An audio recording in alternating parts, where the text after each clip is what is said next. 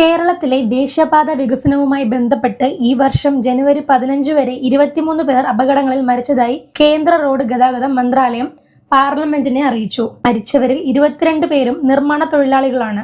ഏറ്റവും കൂടുതൽ മരണങ്ങൾ റിപ്പോർട്ട് ചെയ്തത് കൊല്ലം ജില്ലയിലാണ്.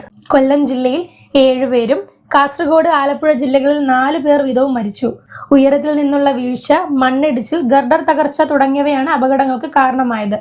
ഗതാഗത നിയന്ത്രണം, ബാരിക്കേഡുകൾ, രാത്രികാല സുരക്ഷാ സംവിധാനങ്ങൾ എന്നിവയിലെ ഗുരുതരമായ വീഴ്ചയാണ് ഈ അപകടങ്ങളിലേക്ക് നയിച്ചതെന്ന് റോഡ് സുരക്ഷാ ഓഡിറ്റിൽ കണ്ടെത്തിയിട്ടുണ്ട്.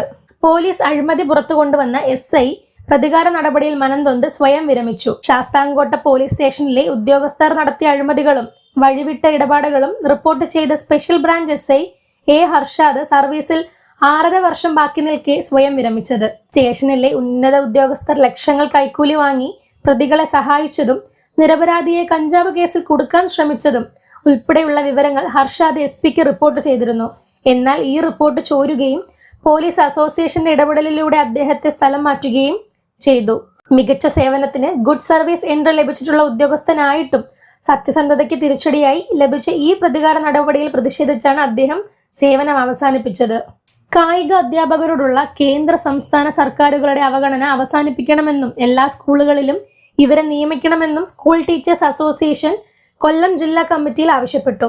വിവിധ ആവശ്യങ്ങൾ ഉന്നയിച്ച് ട്രേഡ് യൂണിയനുകൾ ആഹ്വാനം ചെയ്ത ദേശീയ പണിമുടക്ക് കരുനാഗപ്പള്ളി, ശാസ്താംകോട്ട മേഖലകളിൽ പൂർണ്ണമായിരുന്നു. കടകമ്പോളങ്ങൾ അടഞ്ഞുകിടന്നു. KSRTC, സ്വകാര്യ ബസ്സുകൾ, ടാക്സികൾ എന്നിവ സർവീസ് നടത്തിയില്ല. സംസ്ഥാനത്ത് വരണ്ട കാലാവസ്ഥ, പകൽ ചൂട് കൂടും. കേരള, കർണാടക, ലക്ഷദ്വീപ് തീരങ്ങളിൽ മത്സ്യബന്ധനത്തിന് തടസ്സമില്ല.